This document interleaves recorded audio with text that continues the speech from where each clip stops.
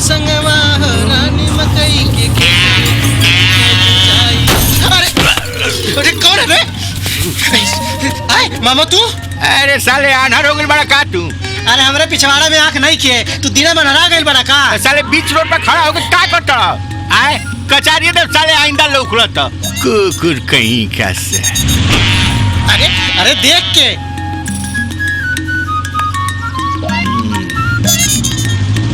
हमरा से धोखा। ओह तब देख नजर पड़ गइल। जीजा जी। अरे सिकंदर आवा आवा। जीजा जी रउआ मजाक मत करी, हम रउआ से बहुत नाराज बनी। हमारा अपराध तो बतावा। हम कौना मुँह राउर अपराध बताई? आए रउआ हमरा मुंह पर तक करिखा पोतवा देनी। अरे कहाँ पागल नियन बात करता रहा?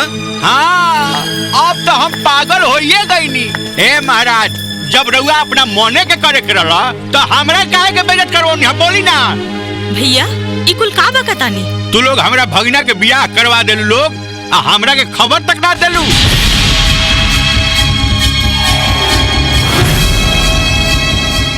अरे सूरज के बियाह हो गइल ई तोरा से के कहलस? अरे हम अपना आँख से देखनी है। प्रत्यक्षम किम प्रमाणम। अरे केकरा के दिखला है तू? बहू के देखनी है। राउर बहू के ऊपर छत पर कपड़ा पसार रही है। हमार आँख धोखा ना खा सके। तोहार आँखें ना तोहार दिमाग भी धोखा खा गइल बा। अरे जेकरा के तू दिखले बाड़े वो बनारस से आइल बिया। अब यह घर के नौकरानी है। नौकरानी? इतना सुंदर। आज मामा के बात सुन के तो हमार करेजे कांप गइल। हमके तो लगल कि सब उनके पता हो गइल का। घबरा तो हमहू गइल रहनी। वैसे राउर मामा जी हमरा के घूर घूर के देखत रहले। हम नौकरानी ना लागेली का? अरे तू मामा के ना जाने ली, वो बहुत बड़ रसिया आदमी हमें। मामा से हमारा तनी बचिए के रही है। हाँ, कैसे कैसे बची? रउआ से बची, सुखिया से बची, अब मामा से भी बची। एमे तोहार कोनो दोस्त नहीं है मैडम। तू चीजें ऐसन बाड़ो। अरे अरे दरवाजा तो बंद कर दी। अरे हाँ हाँ हाँ, जोश में होश ना खोए के चाहिए, लेकिन क्या करी, बड़ी मुश्किल से तो कभी कभी मिले लो। जाई।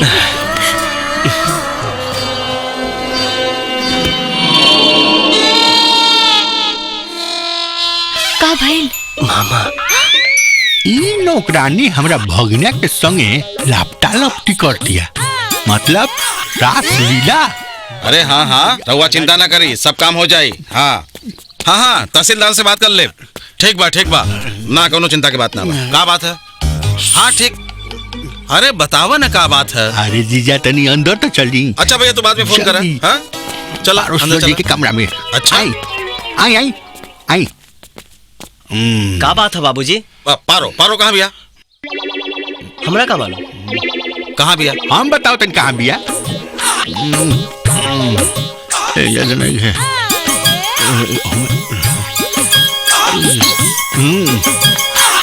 का भइल भैया? एमे का खोजता रहा? पारो पारो। अच्छा पारो का चूहिया बिया जो उम्मे घुस जाये? पारो तो छत पे बिया। ऊ सुखिया के अंग्रेजी पढ़ावतिया। पारो छत पर बिया? तो वो कौन रहा? एजा टीवी में फिल्म चलत रहा है मामा। बुझ गई नहीं सिकंदर कि तू सठिया गइल बाड़े। चल चल चल चला चला चला बाहर चला।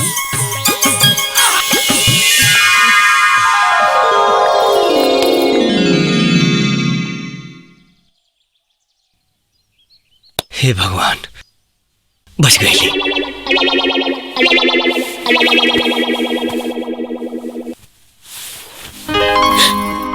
सब लोग गए?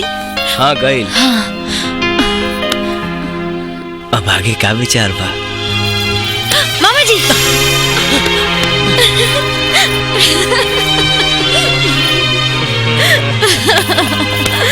ला ला ला I am a disco dancer, I am a disco dancer. ला ला ला ला ला ला ला। अरे ससुर के नाती पारो एक दिन तोरा के पढ़ौलस का कि ते साला अंग्रेजी में गाना गावे लगले। तरौआ काहे दुखी होतानी ए मामा, पारो हमार हवे। सपना मत देख साले, ओकर मरद अभी जिंदा बाटे।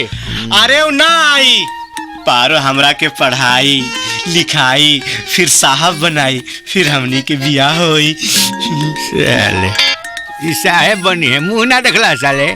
लंगूर के हूर ना शोभे, बुझला कुकुर कहीं का।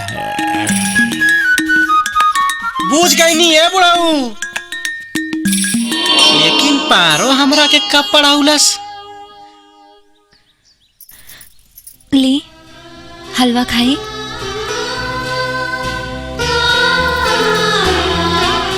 अपने हाथ से खियाओ ना।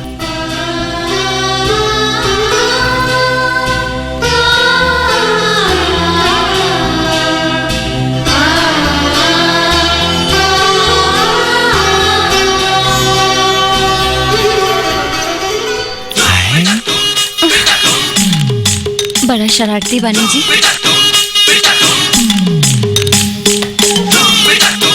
ई शरारत तोहरे चलते ना आई बा हमरा में। रुक आओ तनी।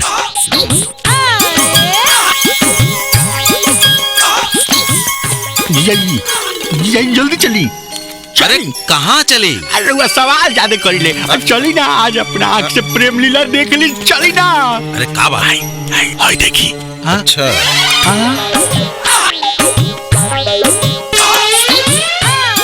साले साहब, कहाँ बिया पारो?